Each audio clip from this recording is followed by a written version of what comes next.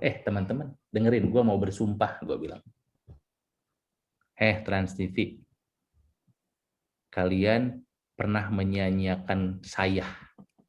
Kalian pernah menyanyiakan salah satu bakat terbaik dalam dunia TV Indonesia. Lihat ya. Gue nunjuk ke teman-teman gue. Lihat ya, gue akan balik lagi ke tempat ini sebagai artis. Dan kalian, nih yang pada pakai baju hitam nih, seragam, kalian akan memperlakukan gue sebagai artis. Welcome to Talk Podcast. Let's talk now. Guys, episode Talk Podcast kali ini kita kedatangan seorang artis serba bisa, the one and only Ronald Surapraja. Apa kabar Kang Ronald? Kabar baik, alhamdulillah Andri. Saya lengkapi ya. Kenapa? Saya lengkapi, artis serba bisa dengan harga bersaing. Ada motonya soalnya. Ya. Kenapa harus pakai harga bersaing tuh? Ya biar laku aja. Biar laku dong. Oke. Sok mau ngobrol apa? Ya, ini sebelumnya kita juga harus berterima kasih sama Satya nih ya, karena berkat dia kita bisa podcast bareng. Dan di hari kita rekaman podcast ini adalah hari terakhir Satya kerja bareng sama gue di Jak FM. Iya, betul. Iya. Setelah ini dia punya petualangan baru di tempat kerja yang baru. Iya, betul. Ya. Good luck lah buat Satya ya. Oke, Kang. Kalau ngobrol tentang Kang Ronald nih, itu kan pasti nggak jauh-jauh dari Extravaganza, lalu juga ILK, lalu juga terkenal juga sebagai seorang MC, presenter, lalu juga penggemar berat YouTube. Wah, gila banget nih kalau dengerin siaran Kang Ronald tiap pagi nih di Sarapan Seru nih, pasti YouTube tuh selalu ada tuh. Dan koleksi kaos itu gila sampai banget bikin ya, sampai bikin mual si Ike sama Melisa. Apapun disambungin ke YouTube. Iya. Dan koleksi kaos band Kang Ronald tuh gila banget ya. Ya mungkin ada yang lebih banyak dari saya juga lah. Cuman yang pasti kalau kaos band hari ini dipakai, mungkin baru kepake lagi tahun depan, gitu. Berarti kalau satu hari satu kaos yang dipakai gitulah. Iya. Berarti lebih dari 365 dong jumlah kaosnya. Ya sebegituan lah kira-kira. Saya nggak pernah ngitung juga sih, cuman dari tumpukan sih ya kayaknya segituan juga. Bahkan ada beberapa kaos yang saya lupa, punya kaos ini belum dipakai, sejak beli belum dipakai, ada yang gitu. Dan juga ini ya, penggemar Manchester United dan Persib Bandung. Iya. Ya, dan juga sekarang lagi ini ya, sedang mengembangkan usaha baru di bidang fashion, Laolaka ya. Betul. Oke Kang, mungkin kita mulai dulu nih perjalanan karir Kang Ronald nih di entertainment ya, sebagai seorang artis ya. Awalnya tuh penyiar dulu ya di Bandung ya. Saya sudah siaran bahkan sebelum saya lulus kuliah. Jadi saya nggak ngalamin yang namanya nganggur. Gitu. Kuliah tingkat akhir, udah siaran di Bandung, namanya Rase. Kebetulan dulu program direkturnya temen, dia bilang mau nggak siaran? Oh mau, gue bilang. Gue nggak punya basic siaran, nggak apa-apa, gaya lu aja. Gue langsung dicemplungin, dikasih seminggu 2 jam doang waktu itu. Gue bikin acara namanya Himalaya, hiburan malam segala aya. Bebas aja gimana gue itu mah ya, gitu kan. Terus gue berhenti dulu karena gue harus selesai skripsi, akhirnya masuk lagi dan itu baru langsung megang prime time sore waktu itu. Pertama kali gue siaran duet itu dengan Sita. Rida Sita Dewi masih ingat? Tahu. Ini dengan Sitanya ya? Nah, aku sama Sitanya. Sekitar 1 tahun kemudian dipindahin ke prime time pagi. Ya, akhirnya 5 tahun di Rase. Terus 2004 keterima Extravaganza. 1 tahun masih pulang pergi Jakarta Bandung, syuting dan siaran bareng. Akhirnya kena gejala liver karena badannya nggak kuat, terlalu capek. Dulu belum ada jalan tol ya, Cipularang tuh belum ada, jadi harus lewat Cikampek gitu kan ya, atau lewat Puncak gitu. Terus nggak punya mobil, jadi pakai angkutan umum, pakai bis, pakai kereta. Akhirnya tahun 2005 saya memutuskan untuk selesai siaran, di Jakarta aja udah masuk TV. Meskipun tahun 2008 masuk lagi radio karena radio selalu ada di dalam darah saya gitu. Jadi saya bukan berhenti, istirahat dulu 3 tahun gitu. Iya. Itu di Extravaganza sendiri kan Kang Ronald sempat cerita ya waktu itu di Sarapan Suruh ya. Waktu awal-awal sebenarnya pengen ngelamar kerja di Trans TV-nya sendiri ya waktu itu ya. Ya, lulus tahun 2000 saya itu. Tahun 2000 terus lamar sana, lamar sini, pokoknya sebutin lah BUMN semua saya masukin tuh lamaran. Ya, BRI, BNI, BI, Pertamina, Telkom, semua pokoknya yang ada lowongan kerja saya masukin. Nggak ada yang keterima gitu kan. Ya mungkin saya juga bodoh kali ya, nggak keterima, udahlah gitu. Akhirnya ada Trans TV buka lowongan waktu itu, tapi bukan penerimaan yang besar. Kan ada gelombang 1, batch 1 namanya, batch 1, batch 2, batch 3 gitu kan ya. Yang ribuan itu loh, yang ribuan gitu. Nah, saya itu bisa dibilang batch 1,5. Jadi bukan yang penerimaan massal, tapi rekomendasi dari orang-orang yang udah masuk Trans TV boleh merekomendasikan temannya gitu kan. Kebetulan teman-teman saya di kampus yang masuk Trans TV banyak, rekomendasiin saya ikutan ujian, lolos udah gitu kan ya. Bahkan udah sampai ketemu sama user, saya udah ketemu sama Mas Tama. Ya, si Mas Tama udah bilang gini waktu itu, oke, lu masuk tim gua ya. Bos sudah bilang gitu, masih nggak keterima, ya nggak sih? Iya. Yaudah kamu ke bawah, ke lantai bawah ketemu sama user lo, produser eksekutif atau kepala program gitu, Indra Yudhistira, masih ingat nggak? Indra Yudhistira tuh, orang TV kuat juga. Iya. Mas Indra juga bilang gitu, udah yuk tim sama gua, minggu depan loh siap, kita jalanin kreatif bareng-bareng, siap mas gitu. 2 bos besar udah bilang gitu, keterima dong. Seminggu nggak ada panggilan lagi, kan gue balik ke Bandung. 2 minggu nggak ada panggilan lagi, lah katanya gue udah disuruh masuk nih. Terus teman-teman seangkatan yang ujian bareng udah pada keterima satu-satu gitu. Gue ke Jakarta duluan ya, kenapa? Udah dipanggil. Oh oke. Teman satu lagi, gue udah dipanggil. Lo belum. Satu demi satu udah pada masuk gitu kan. Sampai akhirnya sebulan 2 bulan gue nggak dipanggil-panggil, kan jadi nanya, lah gimana sih? Terus gue tanya ke teman gue yang di Trans TV, kok gue nggak dipanggil-panggil? Iya nih nggak tahu kenapa nih katanya. Si bos Tama juga nanyain, itu yang anak Bandung yang keriting, yang brewokan, ada jenggot kayak Roma Irama siapa tuh? Kok kagak masuk lagi katanya.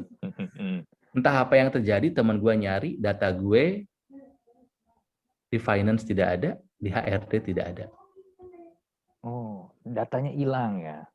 Hilang, jadi selevel sama segitiga bermuda lah gue itu. Ya, misteri kenapa gue tidak masuk Trans TV. Akhirnya sudah, gue ikhlas, nggak ikhlas juga, gue bete sebetulnya, anjir kenapa sih gitu. Akhirnya ya udah kembali lagi siaran di Bandung, masih terus ngelamar-lamar kerjaan, masih rutin wawancara di Jakarta sampai suatu hari habis wawancara kerja di Jakarta, kangen ketemu teman-teman gue anak Bandung yang udah kerja di Trans TV gitu kan. Gue bilang, gue mau ke Trans dong. Oke, ayo. Kita lagi pada ada. Kalau pernah ke Trans TV pasti tahu di depan itu ada air mancur kan. Oh iya, betul ada air mancur ya betul.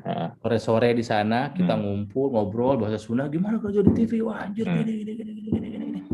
Pas gue harus pulang, mau naik bis ke Kampung Rambutan, barudak, gue bilang gitu, teman-teman, dengerin, gue mau bersumpah, gue bilang. Trans TV, kalian pernah menyanyiakan saya. Kalian pernah menyanyiakan salah satu bakat terbaik dalam dunia TV Indonesia. Lihat ya. Gue nunjuk ke teman-teman gue. Lihat ya, gue akan balik lagi ke tempat ini sebagai artis. Dan kalian, nih yang pada pakai baju hitam nih, seragam, kalian akan memperlakukan gue sebagai artis. Amin. Wah, semuanya bilang amin tuh. Amin, ketawa. Ya sudah. Tahun 2 tahun, 3 tahun berlalu, 2004 ada teman gue yang di Trans TV bilang, Trans TV mau bikin sebuah acara butuh orang-orang gila dalam tanda kutip kayak lu. Kayak gimana acaranya? Kayak Saturday Night Live lah gitu. Singkat cerita, keterima gue kan. Angkatan pertama, gue Tike Aming, Tora Indra, Firni Roni. 7 orang pertama. Dan ketika gue keterima, gue bilang, lihat, mimpi gue loh. Hah? Ayo nih, lu ingat sumpah gue 3 tahun yang lalu kan? Nih, tuh ya, maaf jangan terlalu akrab, gue artis. Wah, semua ngakak gitu. Termasuk dulu gue ikut Mas Tama juga bilang gitu, bahwa lu yang harusnya masuk Trans TV kan? Iya mas, udah, emang rezeki lu di sini, lu jadi artis. Iya mas. Gitu, jadi Tuhan punya rencana yang lebih baik ternyata buat gua gitu. Tapi harus sabar nungguin 3 tahunan. Gitu. Itu kalimat berarti krusial banget ya pas saat itu ya. Makanya kalau untuk kebaikan sih, kata gue sih ucapin aja. Tapi selama lu mengucap itu, lu juga nambah skill, nambah kemampuan, nambah networking, supaya nggak hanya berharap keberuntungan dan kasih sayang Tuhan aja gitu kan ya, tapi lu ada usahanya juga ya. Mungkin gue termasuk orang yang beruntung, punya kemampuan, punya kemauan, dan punya kesempatan. Karena ada orang yang punya kemampuan, nggak punya kesempatan. Gitu kan? Ada orang yang punya kesempatan, nggak punya kemampuan, nggak bagus juga. Mungkin gue waktu itu tepat banget sih, kemampuannya ada, kesempatan juga ada. Jadi ya, betul. 2004, 2009 itu ekstravaganza 5 tahun. Betul. Dan memang ya, setiap orang yang udah sukses itu selalu punya momennya masing-masing sih ya. Maksudnya kadang kita nggak bisa bilang sih, oh kalau umur segini nih udah harus begini, umur segini nih kita udah harus mencapai hal seperti ini. Kadang-kadang nggak bisa diukur juga sih ya. Beda-beda gitu loh orang fase-fase suksesnya soalnya. Iya, dan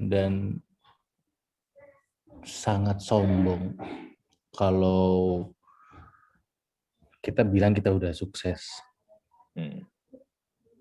Sombong kalau kata gue. Kita nggak pernah bilang kita udah sukses. Saya merasa saya belum di puncak malah. Meskipun pemaknaan sukses tiap orang beda-beda ya. Tapi kalau saya belum pernah mau saya dibilang orang sukses dan berhasil. Sekarang ya udah saya dapatkan ya, tapi saya masih nanjak terus. Karena kalau saya udah di puncak, setelah di puncak apa? Bisa turunan turun. Ya. Iya, bisa turun kalau udah di puncak. Nah, saya masih nanjak, puncak saya masih jauh kok. Gitu loh. Jadi jangan pernah merasa kamu udah di puncak, karena setelah puncak kamu pasti akan turunan. Mending merasa kita lagi nanjak terus. Betul. Kalau enggak kita akan puas, udah nggak mau kemana-mana lagi, turun bener. Iya. Nggak ada jalan lain lagi. Jangan pernah merasa diri udah di puncak, sombong banget berarti itu kalau kata saya sih. Dan di Ekstravaganza sendiri itu memang menjadi inilah ya, momentumnya Kang Ronald lah ya, masuk ke dunia entertainment, mulai dikenal di mana-mana, sampai sekarang juga jadi presenter dan juga penyiar radio ya di Jak FM. Ya, itu titik balik semuanya, titik balik pemain Ekstravaganza kehidupan, titik balik kehidupannya di situ. Bahkan Tora juga bukan siapa-siapa dulu gitu, apalagi Aming gitu ya. Saya hanya penyiar radio, Tike juga. Aming hanya petugas wardrobe di sebuah syuting sinetron, hanya dalam tanda kutip. Orang syuting film, model iklan, tapi ya gitu-gitu aja. Indra Birowo dulu hanya dalam tanda kutip kleper, bahwa itu kleper yang 3, 2, 1, action, cekrek. Untuk film ADC. Kru film Indra Birowo itu. Ya, setelah Ekstravaganza memang berubah. Titik balik kehidupan kita salah satunya di situ. Itu 5 tahun yang menyenangkan. Itu gini Kang, kan kita kan dari orang yang mungkin bukan siapa-siapa terus jadi artis nih, apalagi Ekstravaganza itu kan sangat-sangat hits banget kan di zamannya ya. Semua orang nonton gitu. Saya sendiri juga nonton, nggak mau ketinggalan dulu Ekstravaganza kan. Gimana rasanya itu tiba-tiba, wah gue terkenal nih, orang banyak kenal sama gue nih. Gue ketika lagi jalan misalnya ke mall gitu, orang kenalin gue nih, minta foto, minta tanda tangan, itu rasanya gimana? somehow gua kayak sudah tahu akan begitu hidupnya. Gitu. Cuma nggak nyangka bakal jadi kejadian aja. Dan setelah jadi, itu kan yang kena tuh sebetulnya kan mental duluan kan. Ada yang jadi belaga banget, kata kasar begitulah. Iya. Saya tidak tahu orang melihat saya, cuman kalau saya lihat, yang saya rasakan, saya nggak terlalu banyak berubah. Saya masih Ronald yang dulu aja. Karena ketika Extravaganza pun, ya rumah saya masih ngontrak kok. Rumah saya kebanjiran kok, ngekos di belakang Trans TV, di Mampang Perapatan 4. Ya, saya anggap saya kerja biasa. Cuman kebetulan kerja saya di TV. Terkenal adalah bonusnya. Saya mencari kerja, nggak jadi terkenal sebetulnya. Tapi ternyata ya waktu itu, pekerjaan saya membuat saya dikenal. Saya lebih memilih kata dikenal daripada terkenal ya. Dan rasanya menyenangkan ketika orang-orang mengapresiasi kerja kita gitu loh. Ketika orang-orang yang nggak dikenal nyapa duluan, kadang meluk, kadang bilang terima kasih, apa gitu. Wow, sedalam itu yang saya lakukan ya, padahal kami hanya ngelawak gitu loh dalam tanda kutip. Tapi sebegitu dicintainya gitu, dan apa ya, perasaan merinding berkali-kali datang ketika jumpa fans. Kan dulu mah ada acara jumpa fans gitu kan ya, yang dulu saya ingat banget di rekor kita itu di Bandung. Waktu itu jumpa fans di Bandung, kebetulan 50% Extravaganza orang Bandung gitu. 2 hari sebelum kami jumpa fans di Trans Studio Mall, itu ada konser Peter Pan.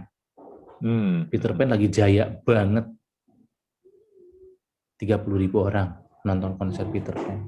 2 hari kemudian, kami di sana 55.000 orang. Orang datang dan akhirnya ngerasain saya yang seperti saya suka lihat di YouTube gitu. Dikawal, kiri kanan orang mengeluh-elukan, sampai saya harus dibuka oleh barikade petugas untuk ngebuka jalan, karena kalau nggak digituin kita nggak bisa masuk panggung.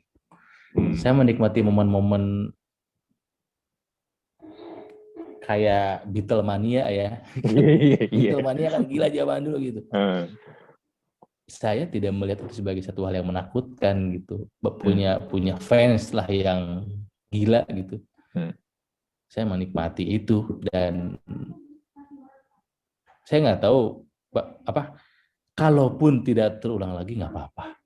Saya udah ngalamin kok hal gila. Ya lu gila aja, 55.000 orang mengeluhkan kamu, menunggu kamu gitu. Dan dari 55.000 orang itu ada satu penonton yang kelak bergabung bersama kami. Siapa coba? Siapa nih yang baru, antara Omes atau Ya, Omes. Omes cerita begitu. Ngefans, nonton, nangis, berdoa pas kita lagi lihat. Saya ingin kayak mereka. Dan itu kejadian 2 tahunan setelah itu. Makanya ketika Omes masuk Extravaganza, kan Omes sama TJ itu dari kampus Extravaganza. Ingat nggak dulu ada acara kampus Extravaganza, kita mencari talent-talent baru. Iya, pernah lihat. Si Omes tuh yang meng-casting gue sama Indra Birowo, gue inget banget. Ya akhirnya si Omes mimpi gitu, Kang saya tuh nonton dulu. Wah, ya itulah hidup lah. Kita nggak pernah tahu ya. Tapi kan ya jadi menarik nih kan tadi Kang Ronald kan bilang, wah suatu saat nih gue akan jadi artis lu nih di Trans TV nih ya. Nah, Omes juga melakukan hal yang sama kan ketika nonton kalian di Bandung itu yang di antara 55.000 itu, dan dream comes true itu kan. Impiannya jadi kenyataan gitu. Itu kan benar-benar wow banget. Wow, yang apa? Seperti yang saya tadi bilang, ingin doang, mau doang, tanpa kamu ada usaha untuk mewujudkannya nggak bisa. Iya, betul. saya merasa gabung di Extravaganza tuh saya udah punya modal. Saya siaran, berarti latihan verbal saya bagus dong. Saya komunikatif. Saya ikut kabaret di Bandung, komedi musikal. Guru-guru saya Pi Project, Padiangan. Jadi untuk berakting, slapstick, berkomedi, saya udah biasa. Gitu loh. Jadi ketika kesempatan itu datang, kemampuan saya udah siap. Bayangkan aja waktu casting. Saya casting dengan orang-orang yang udah jadi artis waktu itu. Ada Indra Bekti, ada Dave Hendrik, ada Alex Abad, saya ingat tuh. Ada Sofina Vita, ada Ines Tagor, banyak artis. Yang apa ya, yang mereka pada saat di casting gitu jadi beban gitu. Gue inget banget tuh si Dave Hendrik gini kan, yang Bo, kalau kita nggak lucu gimana, Bo? Kan malu ya, Bo, gitu kan. Sementara saya, Tike, Aming, orang Bandung, nggak dikenal gitu kan ya, datang aja naik bis, patungan naik taksi, si Aming ngerasa gitu. Nal ini gimana? Ming, tidak ada yang kenal kita. Kita casting aja udah syukur. Diterima, alhamdulillah, pulang. Ngapa nggak keterima ya pulang? Saya siaran lagi, Tike siaran lagi, kamu ngurus kostum lagi. Ternyata itu adalah keuntungan kita, jadi nggak ada beban. Jadi ketika casting benar-benar nggak ada beban harus lucu, nggak ada beban takut nggak keterima, ya udah. Ternyata karena nggak ada beban itu malah yang merubah segalanya. Dan dulu waktu casting, saya melakukan apa yang sekarang orang-orang bilang stand up comedy itu. Dan lucunya, salah satu kunci saya masuk Extravaganza pada saat casting adalah saya menerapkan ilmu kuliah. Saya kuliah di komunikasi. Iya. Dulu saya kuliah secukupnya aja lah, gitu ya. Nggak pinter-pinter amat, nggak bodoh-bodoh amat, gitu. Tapi ilmu ada, lumayan, nggak ngosong-ngosong amat lah kepala gue. Gue inget banget dulu pas casting. Di depan gue tuh ada Mas Tama, ada Mas Inta Yudhistira, dan tim Trans TV. Satu orang, tim banyak kan. Dia kayak mau di sidang gitu. Tugasnya casting cuma satu. Bikin saya ketawa. Cuma ngomong gitu doang. Saya kasih waktu 3 menit bikin kami ketawa. Gitu kata Mas Tama. Bikin ketawa gampang nggak? Susah. Susah gampang? Susah ya? Susah kalau menurut saya. Tergantung mood orangnya bikin, juga kan. Makanya kalau bikin marah mah gampang ya. Tinggal lempar pakai asbak juga orang marah ya. Betul. Kalau bikin ketawa itu susah. Kalau dia merasa jokesnya garing atau udah pernah denger, flat. Yang pertama, saya nggak punya beban. Yang kedua, saya tahu saya bisa. Saya ingat ada mata kuliah komunikasi sosial dan pembangunan dulu. Tentang teori difusi inovasi. Ada. Jadi untuk masuk ke sebuah kelompok, kamu nggak perlu mengenai semua anggota kelompoknya. Cukup kenain opinion leadernya. Kalau opinion leader kena, yang lain pasti ngikut. Dan di saat casting, di saat 3 menit itu, saya hanya berbuat satu hal. Saya harus lucu untuk Mas Tama. Saya nggak peduli, nggak lucu buat yang lain. Saya tanya-tanya dulu ke teman saya, Mas Tama orangnya gimana? Seneng jokes kayak gimana? Oh gitu. Saya akhirnya bikin materi gitu kan. Oke, udah. Setelah saya casting, bikin jokes, tambah adegan slapstick dan lain sebagainya. Di detik Mas Tama ketawa, detik berikutnya timnya di belakang ketawa. Di detik itu saya bilang ke diri saya keterima nih. Yakin. Ngerti Hmm. nggak? Untuk bikin lucu 20 orang susah. Nggak Iya. perlu tangkep pala bosnya. Hmm. Gua hanya harus lucu buat Mas Tama. Alhamdulillah Tuhan maha baik waktu itu berhasil. Gitu tuh. Iya, iya, iya. Berarti emang bener-bener ini ya, Kang Ronald emang bener-bener ketika emang masuk extravaganza itu memang ya emang udah waktunya Kang Ronald itu udah siap, segala macam skill-nya juga udah siap dan momentumnya, timing-nya juga udah pas semua, jadi emang bener-bener udah jalannya banget ya. Iya. Mungkin Tuhan memang nyuruh saya 3 tahun belajar dulu dari 2001 ke 2004.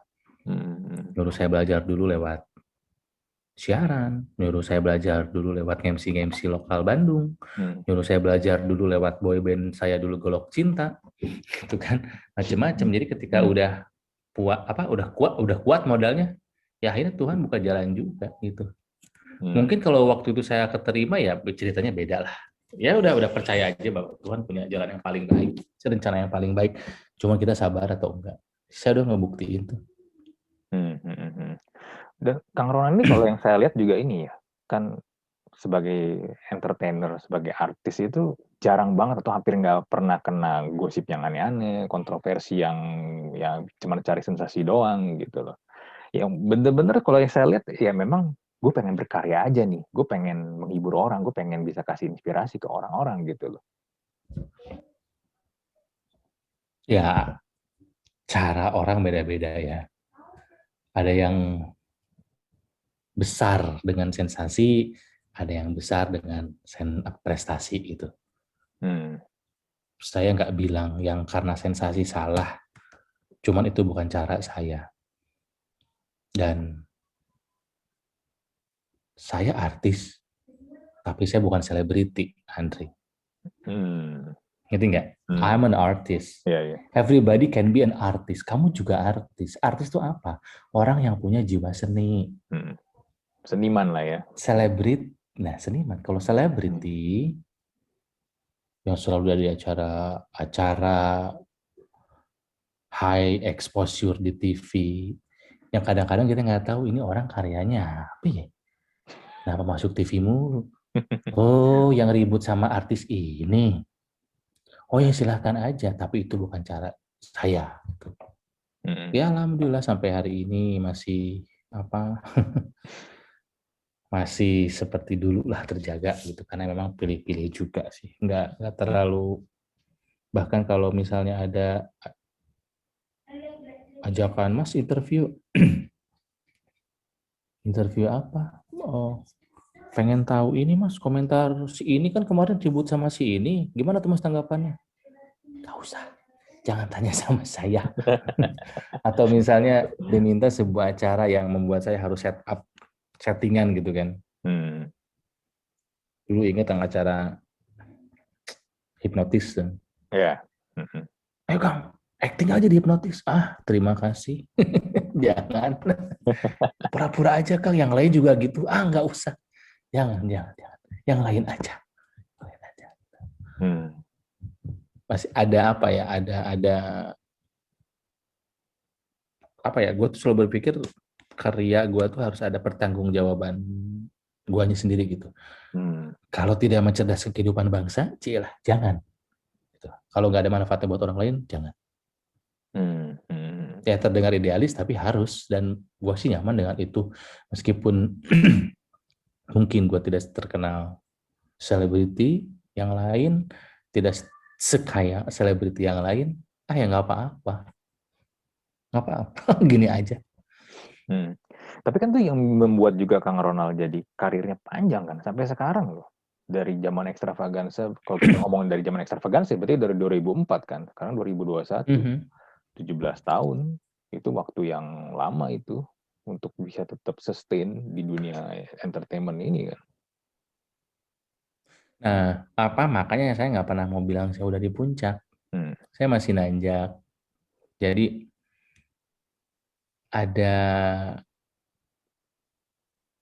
gue ceritain sedikit tentang Extravaganza dulu.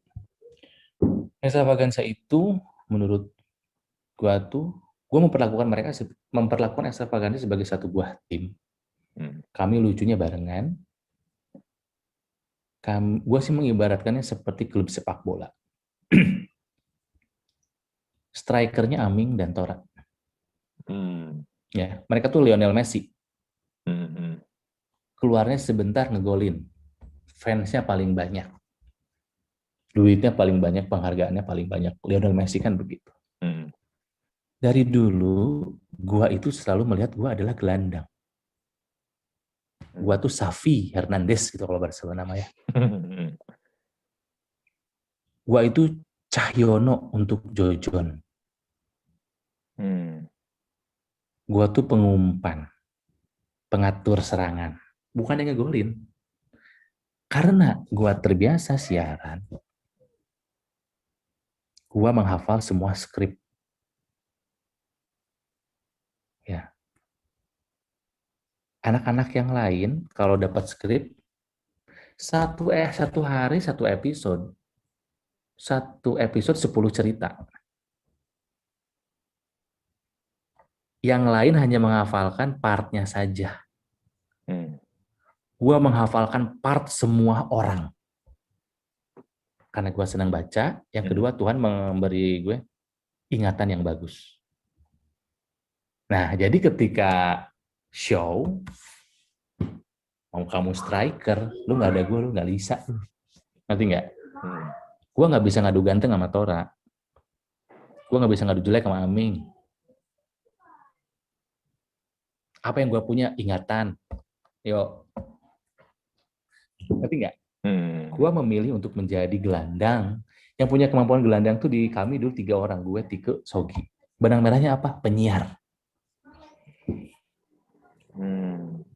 Kita bisa ngatur durasi, bisa ngatur plot. Wah, ini udah terlalu melebar, balikin lagi.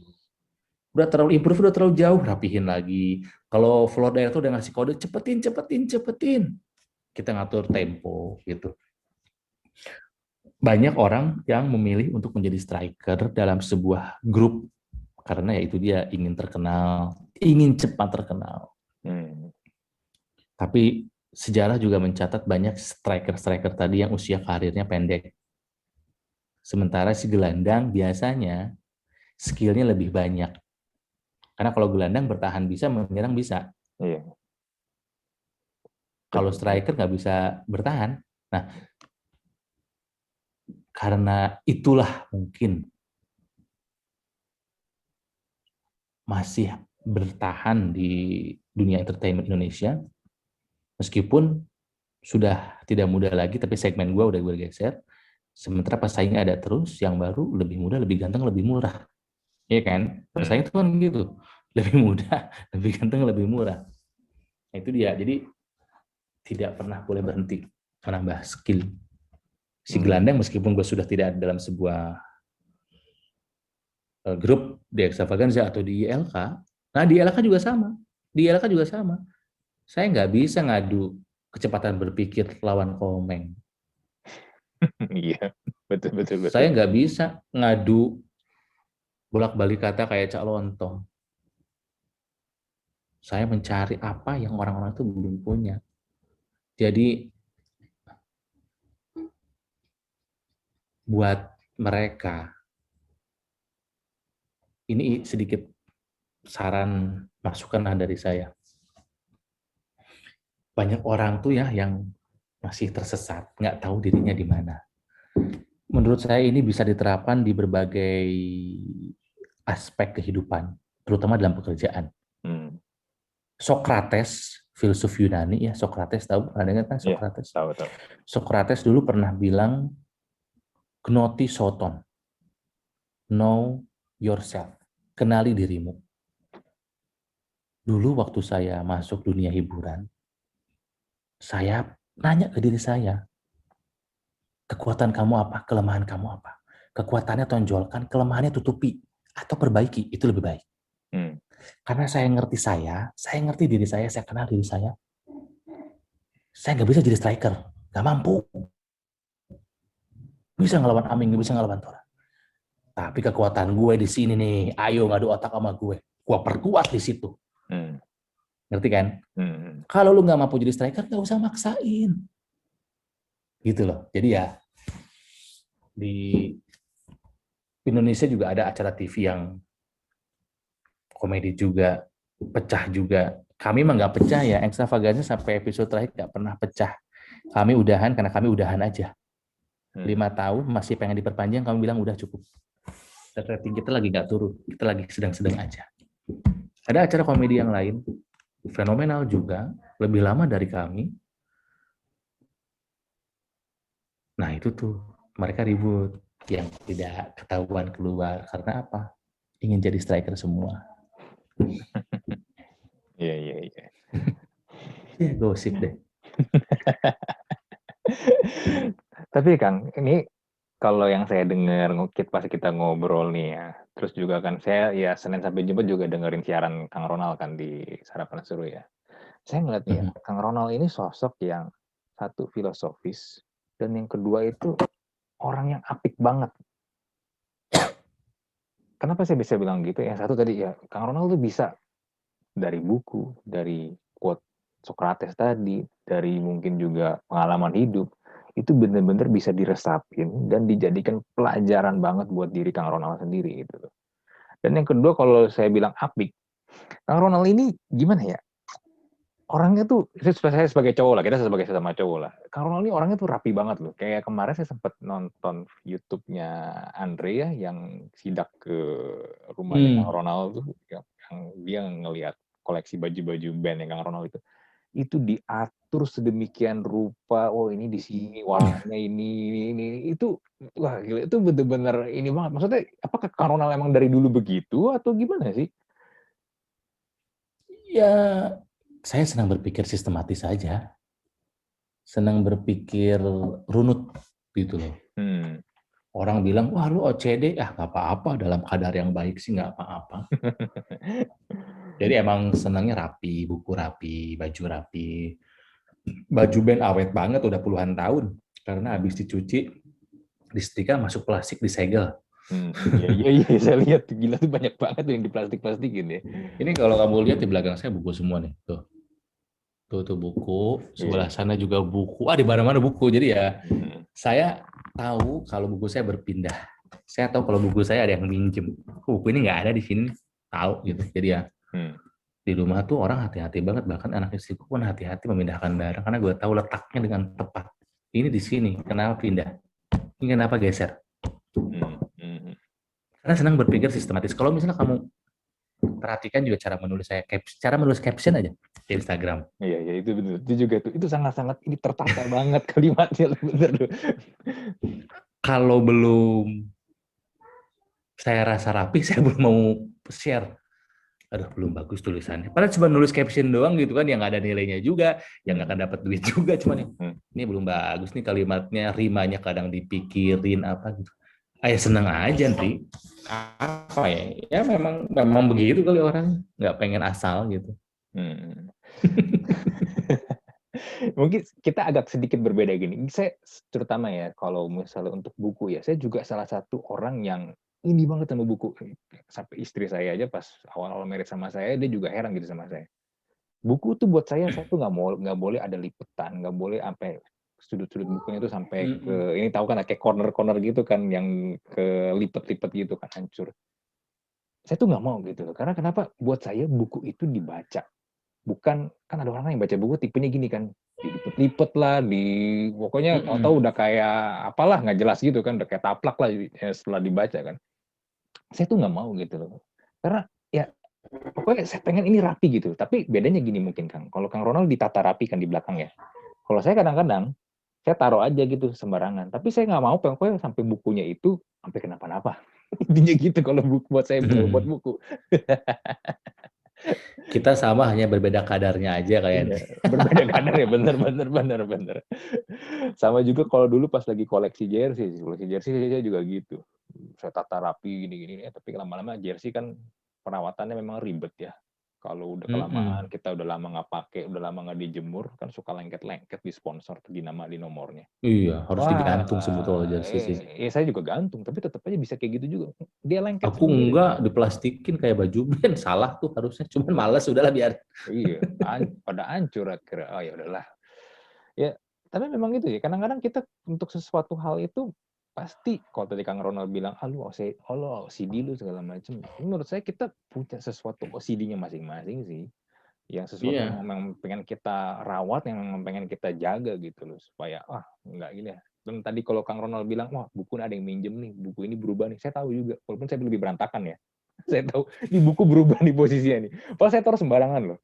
Tapi kalau misalnya kayak gini, contoh misalnya mama saya gitu lagi beres-beres dia mindahin, saya tahu ini buku ada yang berubah nih.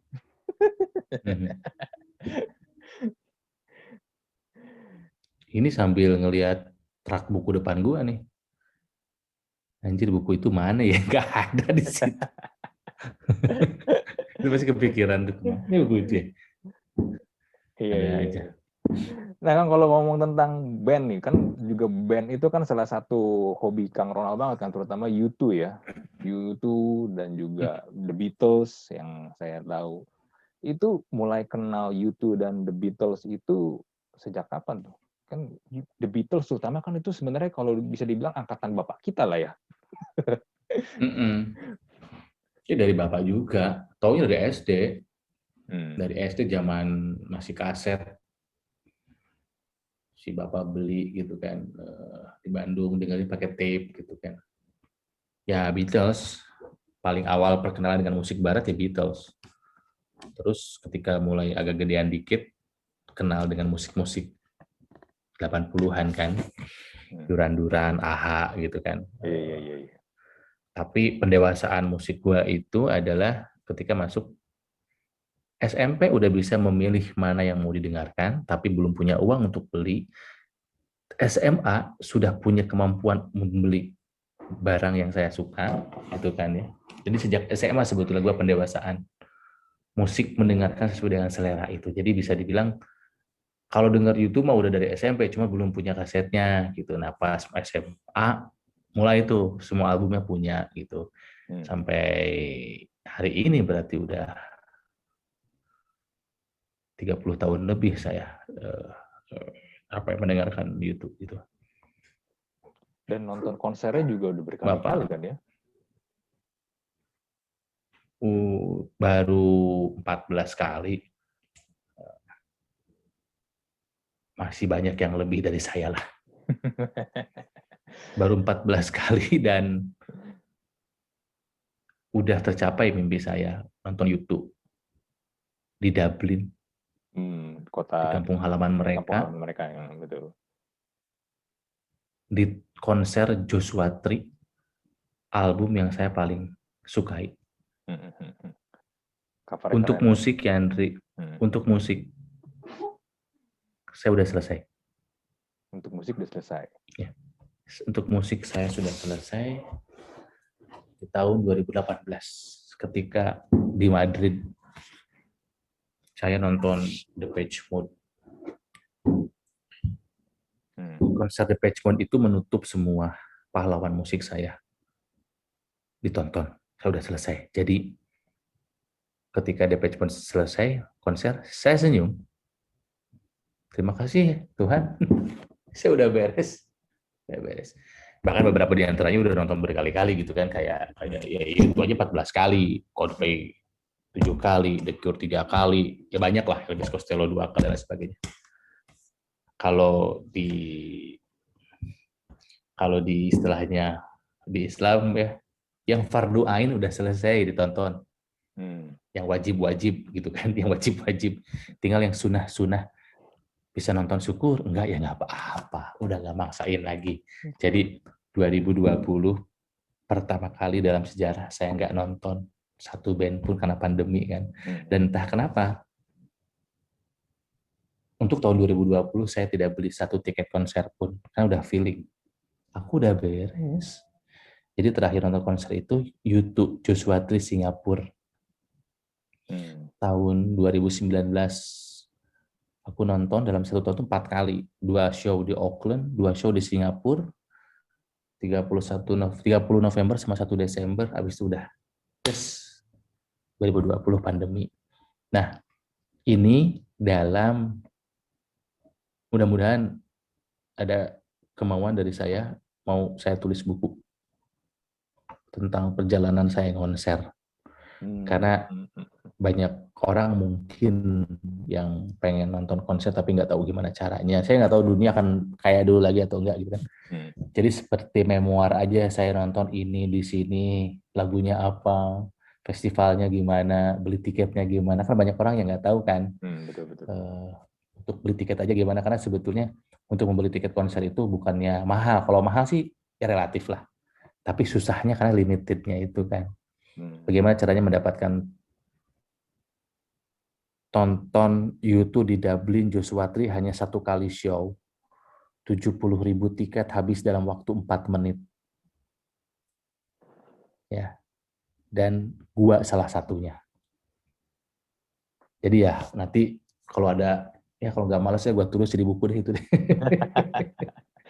Dan Kang Ronald biasanya kalau nonton konser gitu kebanyakan sendirian kan, pergi ke Dublin, pergi Ya, kemana gitu. Dapat temen tuh di situ tuh, atau gimana? dapat temen dong. Karena kalau kita ngomongin itu aja dulu ya, kalau kita nonton YouTube, saya kan harus selalu paling depan. Oke. Saya rela antri berhari-hari, kata kasar gitu lah ya, berjam-jam sebelum show demi paling depan. Orangnya itu lagi. Pengejar front row, orangnya itu lagi. Karena saya udah sering di depan jadi tahu gitu. Lagi diem gitu, aduh masih lama nih lihat. Anjir, masih 10 jam lagi kita udah duduk gitu kan ya. Tiba-tiba Ronald from Indonesia, Hai Stefan from Jerman, apa kabar lo? Kemarin kita nonton, oh gue nonton di sini. Itu kenal semua akhirnya. Belum dimilis. Kalaupun tidak ya make friend, itu dengan orang yang nongkrong semua. Dan nikmatnya di situ, karena menurut saya nonton konser itu adalah spiritual.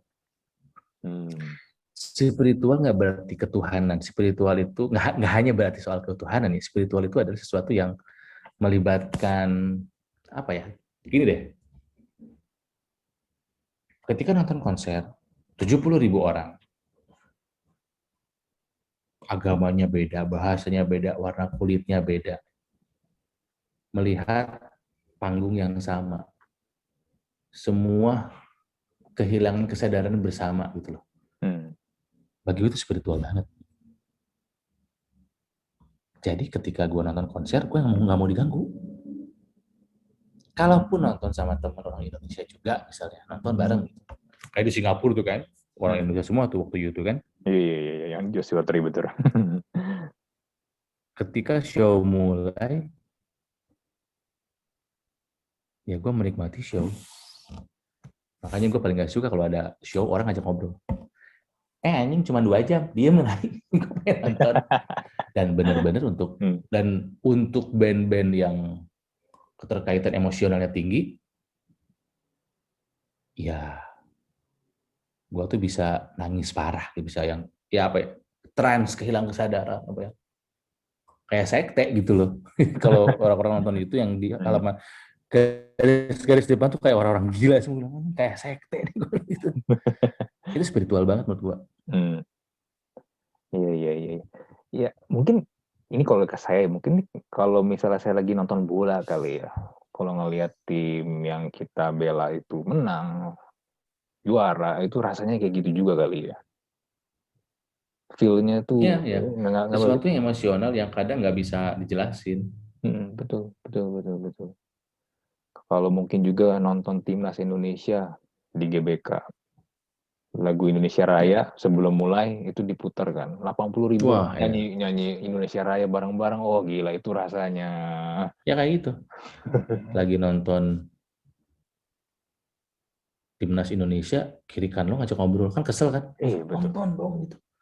Ini cuma 1,5 jam, lo ngajak ngobrol lagi, ya elah gitu. Ya ngobrol seperlunya aja, jangan jadi ngoceh mulu gitu. Apalagi hanya untuk foto dan rekam video. Ngapain sih rekam video? Secukupnya aja gitu. Emang lu tonton lagi, ntar di YouTube juga ada gitu. Iya, betul. Bisa sangat begitunya gue kalau nonton konser band yang gue sukain. Betul.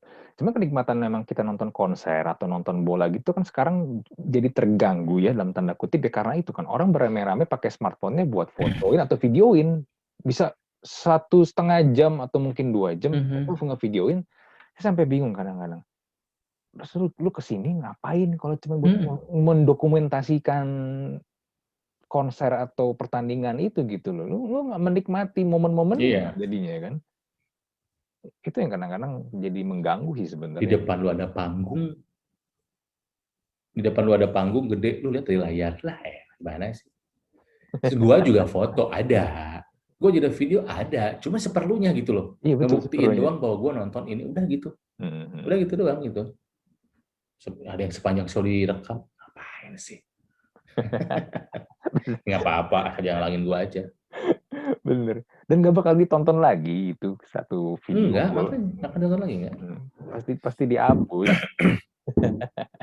Menu-menuhin memori doang. Tapi ini hobi yang mahal nggak sih, Kang? Kalau tadi kan bilang memang ini ya mahal relatif lah. Tapi bisa dibilang ini hobi yang mahal nggak sih kalau nonton konser begitu kan? Belum lagi tiketnya, apalagi kalau sampai ke Eropa. Ya mahal atau murah kan relatif. Apa yang lebih mahal dari ini banyak hobi. Tapi tidak semua orang juga bisa mengikuti hobi ini. Karena bagaimanapun sejak pengurusan visa aja udah keluar uang ya. Oh iya betul. Kalau diterima. Ya. Inggris berapa 100 pound dan lain sebagainya. Tiket pesawatnya, tiket konsernya, hotelnya. Wah, macam-macam jajannya, apalagi kalau kamu harus nonton di Eropa. Euro mahal, pound sterling mahal. Itu sesuatu yang baru saya bisa lakukan setelah saya masuk Extravaganza, setelah saya punya uang sendiri. Pengen nonton band dari dulu ya pengen, tapi nggak punya uang. Orang tua aku cuma pegawai negeri. Jadi ketika 2004 Extravaganza nonton YouTube dan band internasional pertama saya itu 2006 di Sydney. Setelah pintu pertama kekunci kebuka, udah nggak kelar-kelar tuh. Jadi sesuatu yang dulu saya nggak bisa wujudkan, akhirnya bisa. Nah, terus istri saya juga bilang bahwa itu duit lu, silakan pakai aja. Bener kan ada yang gitu kan? Enak nih masih enggak apa-apa fine. Cuman udah akhir-akhir gue ngerasa jadi gue udah terlalu egois buat diri gue gitu. Jadi gue bawa keluarga ke negara yang gue ada konsernya, tapi mereka nggak nonton. Maksudnya nonton Bruce Springsteen di Perth, ada 3 show misalnya, yuk seminggu di sana gitu kan. Ya udah jangan 3 show deh, aku nonton 2 show aja deh, sisanya main sama anak-anak. Kecuali yang di Auckland kemarin, yang di Auckland dari 2 show yang aku tonton, 1 show-nya ngajak anakku yang pertama gitu, karena gue tuh pengen dia merasakan apa yang dulu gue nggak rasakan, nonton konser sama bapak gitu loh.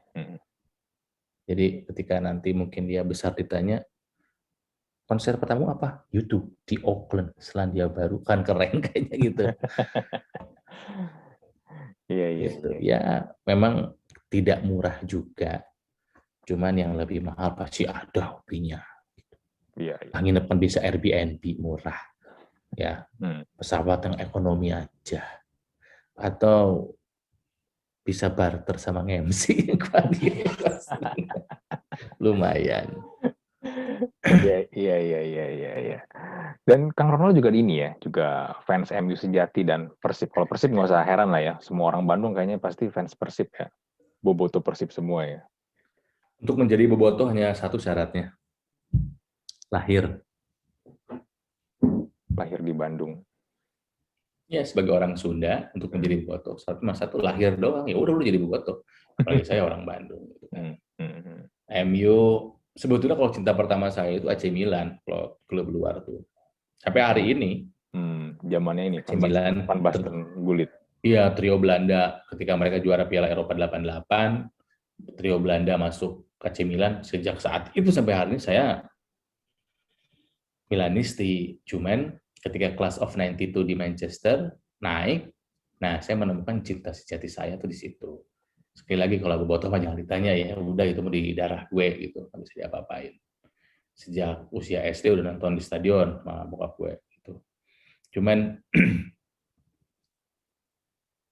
gue tuh mulai mengurangi dunia sebetulnya, Andri.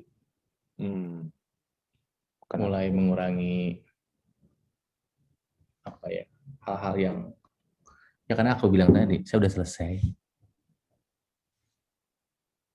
Kesenangan dunia itu udah pada dapat semua. Udah konser, udah beres. Ke Old Trafford udah berkali-kali. Pengalamannya udah nggak kehitung, udah banyak. Kalau ada hal yang mau saya lepas pertama kali dalam hidup saya, ya kenikmatan duniawi, itu sepak bola. Untuk melepas musik saya masih belum, karena saya masih mencintai musik, karya musik. Punya perusahaan rekaman juga saya. Tapi sepak bola itu apa ya? Saya ngelihat kefanatikannya bikin saya udah nggak terlalu nyaman lagi gitu loh. Ketika fans Liverpool, Arsenal, MU, celah-celahnya udah nggak lucu, udah ngebully, udah kasar ngomong di Twitter apa gitu kan ya. Atau perseteruan di Liga Indonesia gitu. Bener-bener yang, ini apa sih gitu. Jadi kadarnya udah nggak kayak dulu lagi, Ndri. Gua sama sepak bola tuh, kalau dulu mah kayaknya tuh nonton jam berapa, ditonton, begadang. Sekarang nggak nonton, ya nggak apa-apa. Disebut fans sepak bola, disebut itu apa? Supporter, fans live score katanya ya. Hanya nonton hasil akhir doang. Ya nggak apa. MU kalah dihina, hina aja. Saya nggak akan marah. Nggak usah mancing saya emosi, saya nggak akan emosi. Dulu mah kan dilawanin kan, anjing apa lu ngehina MU, kayak Liverpool bagus aja lu, kapan lu juara? Buat apa? Gitu. Jadi untuk sepak bola saya udah menurun banget level. Level itunya lah, kamu ngerti ya, level keterkaitan saya sama sepak bola gitu. Jadi ya lagi belajar untuk sedikit mengurangi kenikmatan duniawi aja gitu. Saya sekarang seiring usia juga udah gak muda situ. Dan sekarang mulai bikin fashion, masuk ke industri fashion dengan brand Lolaka ya. Lolaka itu sebenarnya namanya dari mana sih, Kang? Pandemi membuat saya banyak di rumah, banyak waktu, banyak berpikir. Jadi 1 tahun 2020 itu memang isinya mikir terus. Lebih memikirkan hidup dan hidup setelah mati. Banyak mikirin dosa, banyak mikirin kontemplasi, banyak hal lainnya. Pencerahan-pencerahan, dan saya merasa pandemi itu level spiritual saya meningkat.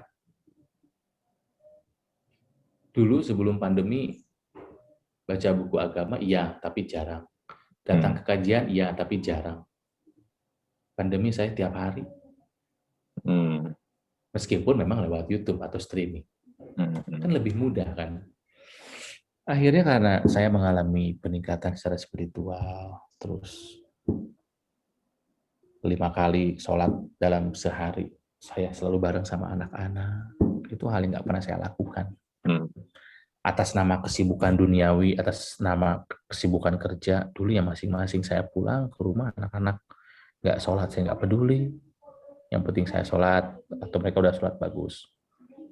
Pandemi membuat saya bisa memastikan mereka sholat 5 kali dalam sehari. Kenapa? Karena bareng sama saya.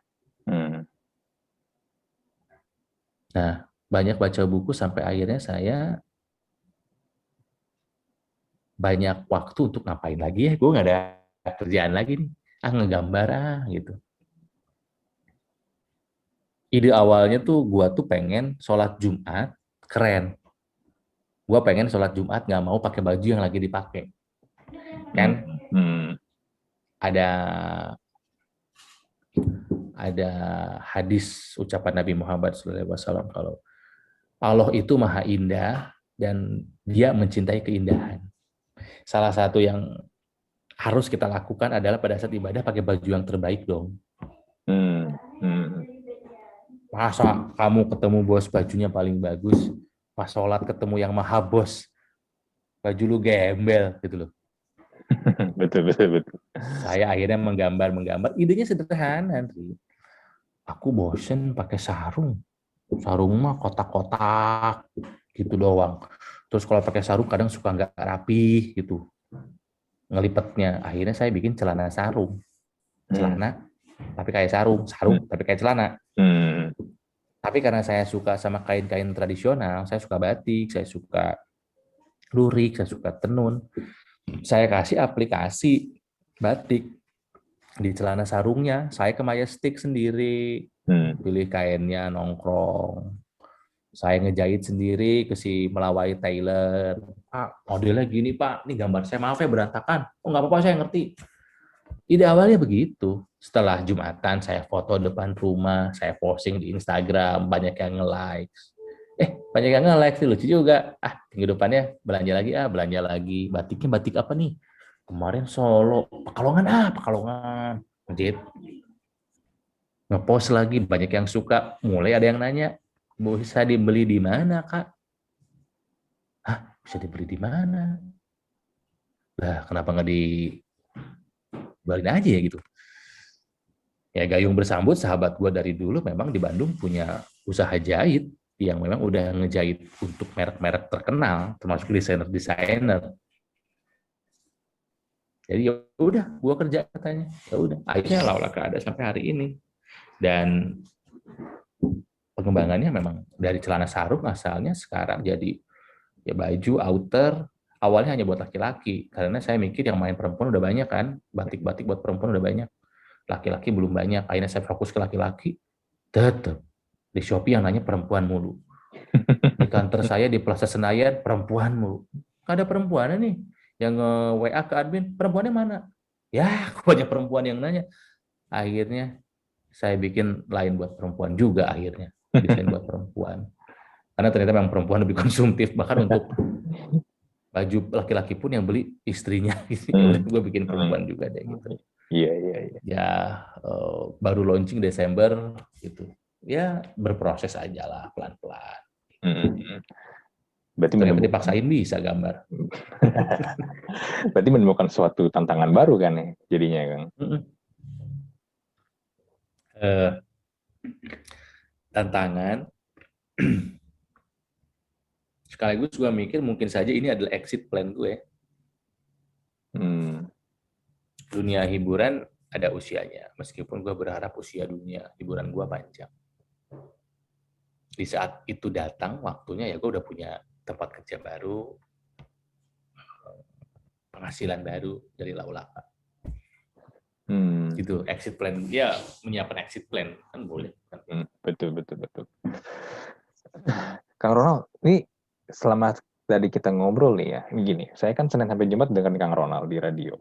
Terus kemarin juga, sebelumnya kan juga ada nonton Extravaganza. Ini saya ngerasain perbedaannya beda banget tuh Kang Ronald. Kalau di radio, maksudnya saya masih bisa ngeliat Kang Ronald emang lucu, maksudnya juga komedian juga kan, identik dengan komedian. Tapi ya selama kita ngobrol ini ya, saya ngeliat sesuatu yang beda banget. Kang Ronald tuh bener-bener orang itu serius banget tuh. Orangnya serius, orang yang bener-bener detail, semua diperhatikan, detail-detailnya gitu. Berasa nggak sih ada emang berbeda kayak begitu atau gimana? Ini yang saya rasain ya, ini yang saya rasain ya.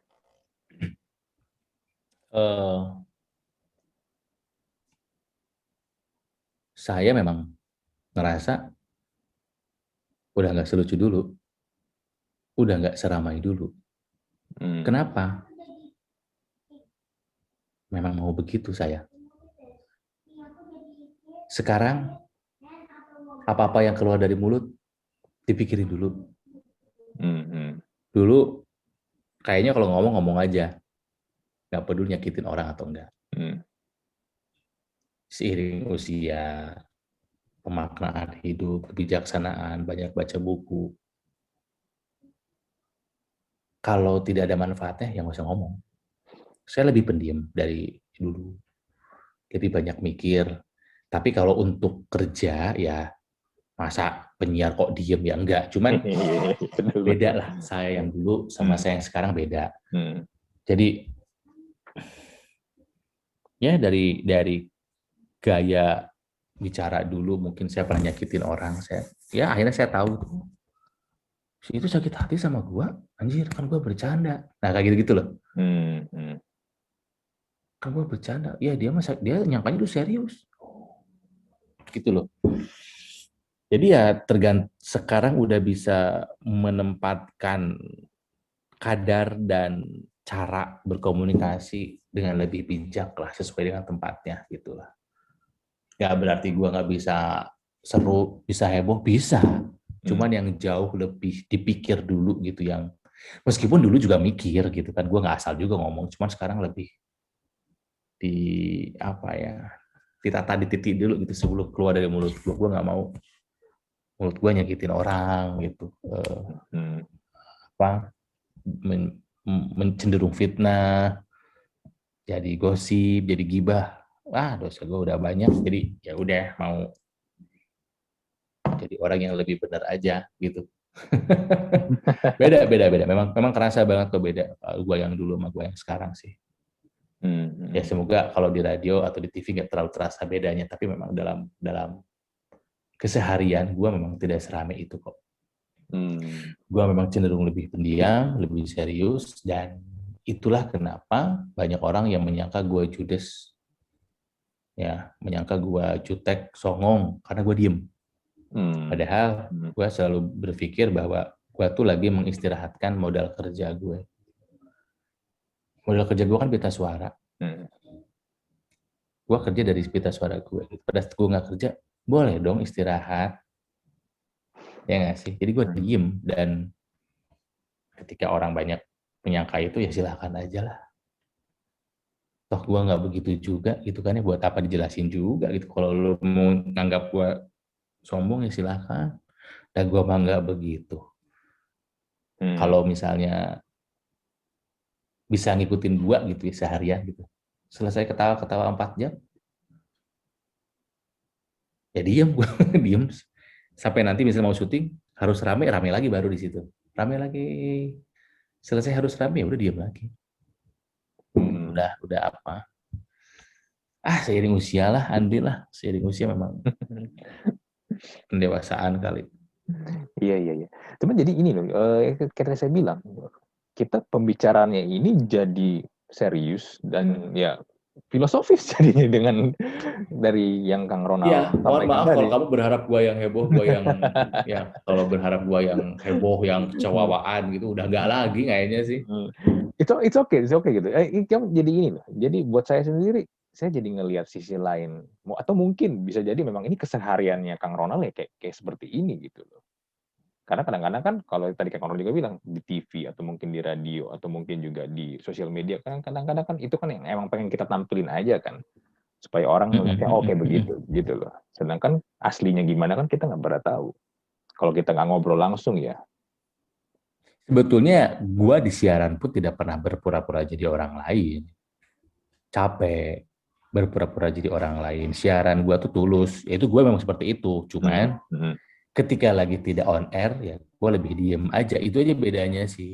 Funnya mah tetap, serunya tetap. Cuman nggak harus heboh kayak di radio atau di TV juga. Kalau nggak ada teman ngobrol ya udah diem gitu. Iya. Oke Kang Ronald, thank you banget untuk waktunya, untuk Sama. sharingnya. It's nice to talk with you.